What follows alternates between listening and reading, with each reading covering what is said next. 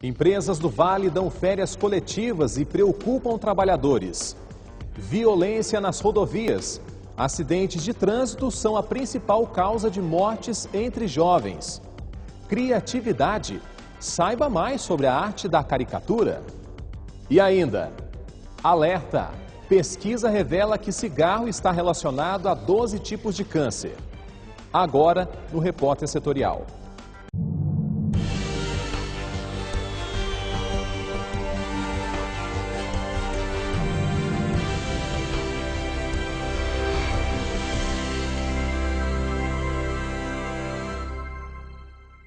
Boa noite.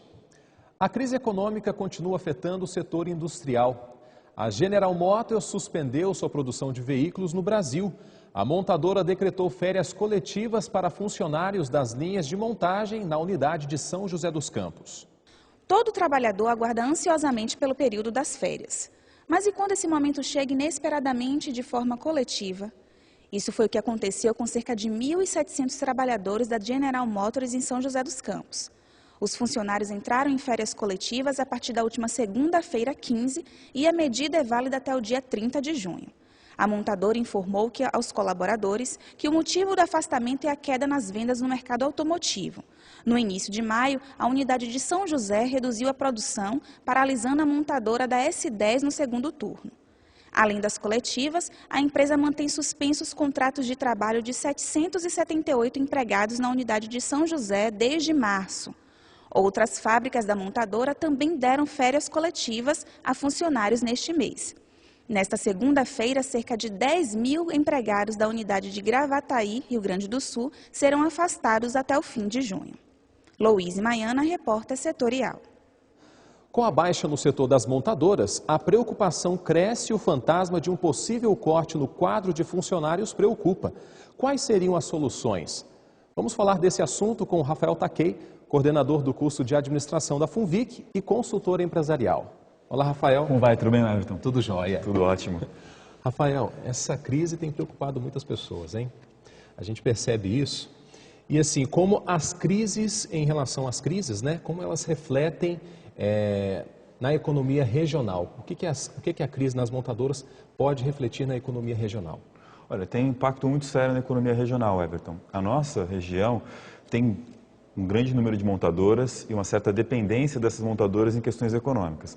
Não são só as montadoras que já contratam milhares de pessoas, mas todas as autopeças que se instalaram na região para poder fornecer produtos e serviços para essas montadoras também. Consequentemente, quando a gente tem uma baixa na oferta de veículos e, consequentemente, na produção, existem cortes de pessoal, afeta as montadoras, as autopeças e o comércio, afeta a indústria geral da região por conta disso, né? Uhum.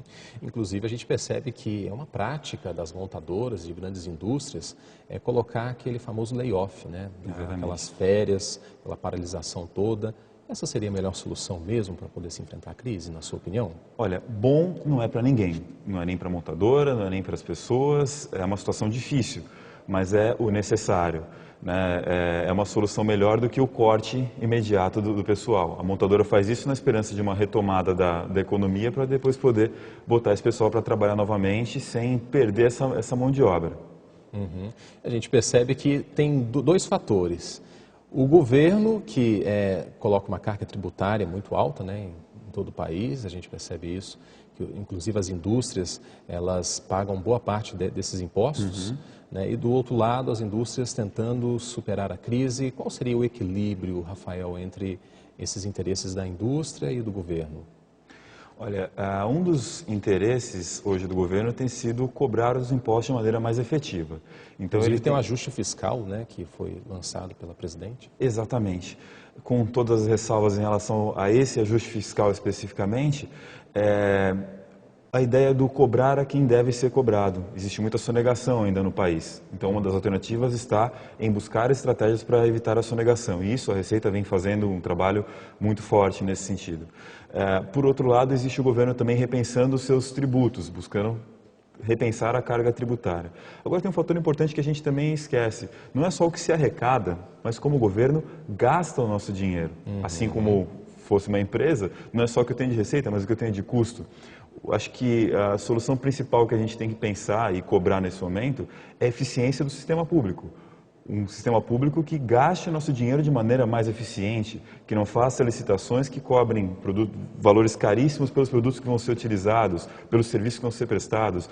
Gastar o dinheiro de maneira mais eficiente faz com que a gente não precise arrecadar tanto, ou seja, cobrar tantos impostos das indústrias, das pessoas. Então, se o governo encontrasse esse equilíbrio na hora de gastar o dinheiro público, com certeza, automaticamente, poderia se abaixar o número de impostos, o valor de impostos das indústrias, é isso? Olha, caso não se abaixe os impostos, pelo menos a gente vai conseguir ofertar mais serviços para a população. Ou seja, se eu gasto menos, eu consigo fazer um serviço maior para as pessoas, ofertar mais serviço. A gente tem muita eficiência nesse sentido em termos de gestão pública ainda no Brasil, infelizmente, né? E a gente percebe também, Rafael, que muitas montadoras, para poder enfrentar a crise, começam agora a visar um pouco o mercado internacional, né? A começar na exportação. Essa é uma boa estratégia? Olha, é uma ótima estratégia não só para as montadoras, mas para as empresas como um todo que estão passando por essa dificuldade. O dólar está alto. Consequentemente, a nossa moeda está barata para ele. O produto brasileiro para o estrangeiro está barato. É um momento de buscar vender para o exterior. É a saída para muitas empresas. Pode ser desde a montadora até quem faz aparelhos de som, enfim, qualquer tipo de produto. Hoje tem está ficando com o mercado cada vez mais interessante lá fora. E essa questão de você vender para o exterior seria talvez a solução ou não? É uma das soluções necessárias, com certeza.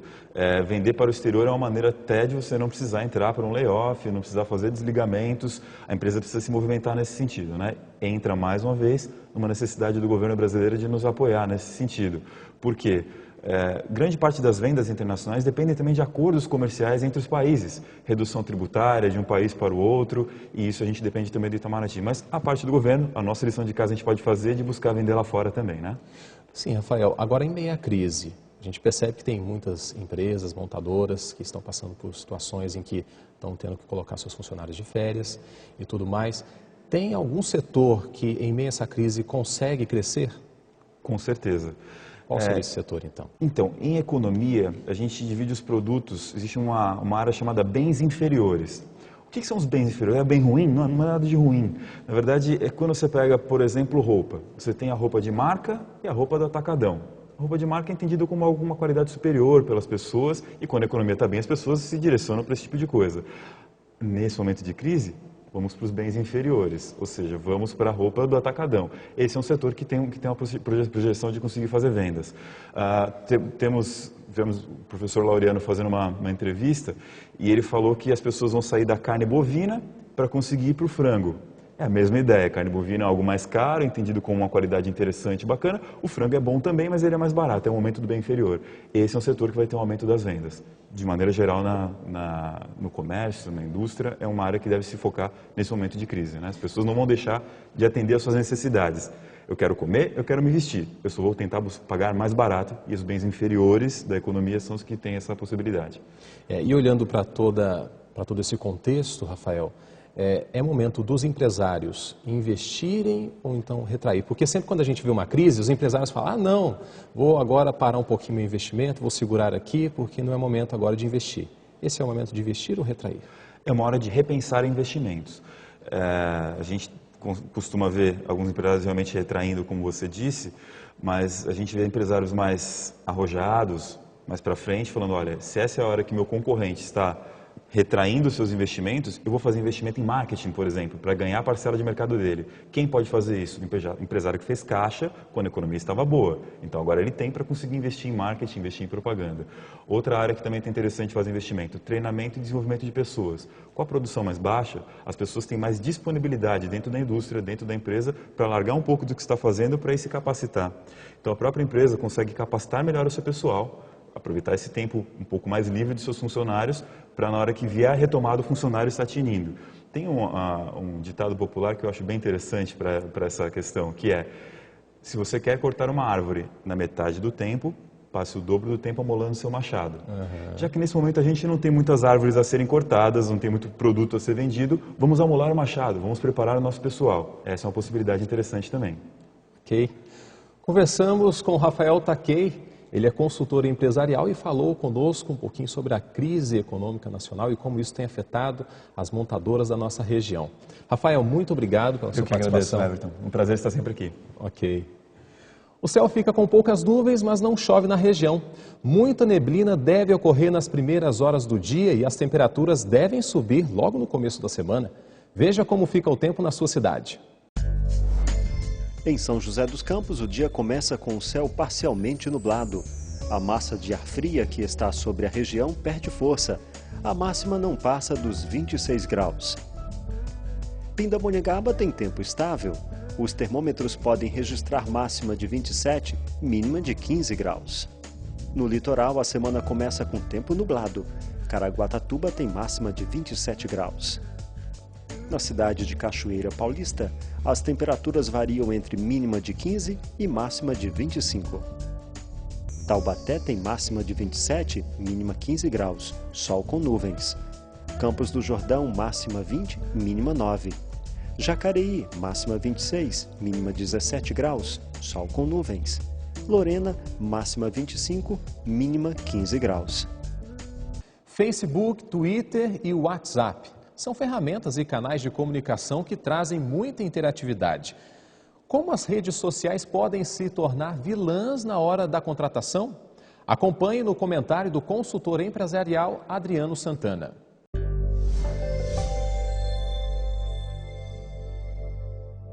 Olá, falaremos hoje das redes sociais e a contratação. Tenho observado no dia a dia de minha busca por profissionais no mercado o mau uso de ferramentas nas redes sociais. As pessoas, na ânsia de se comunicarem, abertamente colocam toda a sua vida e entram em discussões e apologias políticas, religiosas e sociais nas mídias. E isso tem causado um estrago, tem causado um atrapalhamento, uma confusão no momento da contratação. Em todo o processo, geralmente, as pessoas enviam seu currículo e aí o contratador, ele com o currículo em mãos, irá pesquisar a vida da pessoa, dará uma olhada nas redes sociais, fará um filtro, irá ver as suas escolhas, as suas ideologias. Por isso, o cuidado de, ao usar as redes sociais, fazermos com consciência e prudência, pois afinal, o mercado de trabalho está de olho em nós e nas redes sociais. Novas regras para o direito ao seguro-desemprego começam a valer. As medidas fazem parte do ajuste fiscal proposto pelo governo. A presidente Dilma Rousseff aprovou a Lei 13.134, que altera as normas de acesso ao seguro-desemprego, tornando mais rígidas. As novas regras foram propostas pelo governo federal por meio de medida provisória, aprovada pelo Congresso Nacional. As alterações fazem parte do ajuste fiscal, que traz medidas para conter gastos do governo no pagamento do seguro-desemprego. Com a publicação da nova lei, o trabalhador terá direito ao benefício se tiver atuado por pelo menos 12 dos últimos 18 meses. O prazo inicial proposto era de 18 meses de atividade. Antes da vigência da medida provisória, o empregado precisava de apenas 6 meses. Para pedir o seguro-desemprego pela segunda vez, a lei estipula que o trabalhador tenha 9 meses de atividade em um ano. Antes, esse prazo exigido era de 6 meses de serviço. Pesquisa reafirma os males que o hábito de fumar causa à saúde. O resultado mostra que o cigarro está relacionado a mortes por 12 tipos de câncer. Que o cigarro pode causar reações cancerígenas nas vias respiratórias, muitos já sabem, ou deviam saber. Mas uma pesquisa realizada pela revista científica americana JAMA Internal Medicine apontou que o cigarro está relacionado a até 12 tipos diferentes de câncer, entre eles esôfago e bexiga. O estudo analisou com detalhes os hábitos de 346 mil adultos vítimas de câncer, e desses, 48,5% foram fumantes durante no mínimo 35 anos. Cerca de metade das mortes por câncer da cavidade bucal, esôfago e bexiga foi resultado do consumo de tabaco. Mas a maior relação foi entre o cigarro e as neoplasias de pulmão, brônquios e traqueia, com 75%. Segundo o Ministério da Saúde dos Estados Unidos, mais de 400 mil norte-americanos morrem devido ao tabagismo todos os anos. No Brasil, esse índice chega aos 200 mil por ano. Crescimento, desenvolvimento e sustentabilidade. Essas são as colunas do progresso de uma nação. Veja agora no comentário do advogado Alex Carneiro.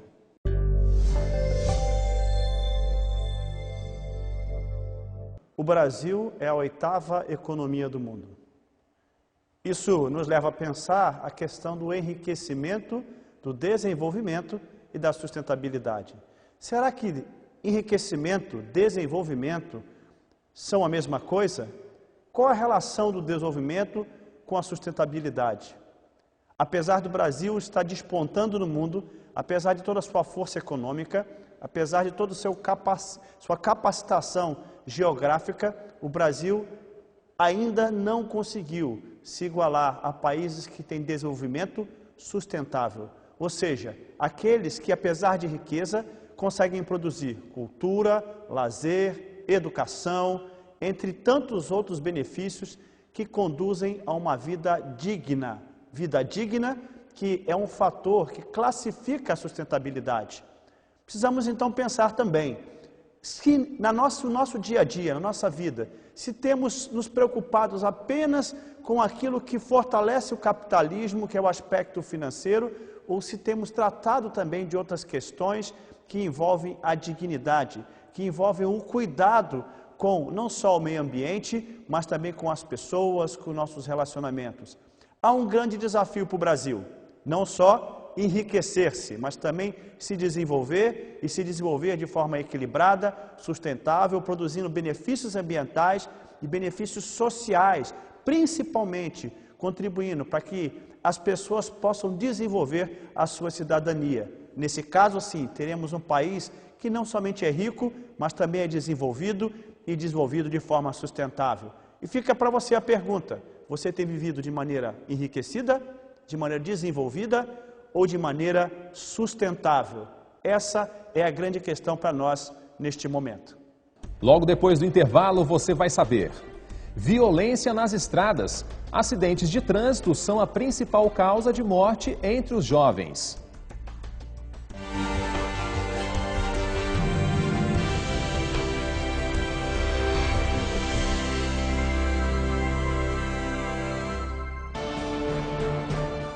O repórtersetorial.com é o seu novo acesso.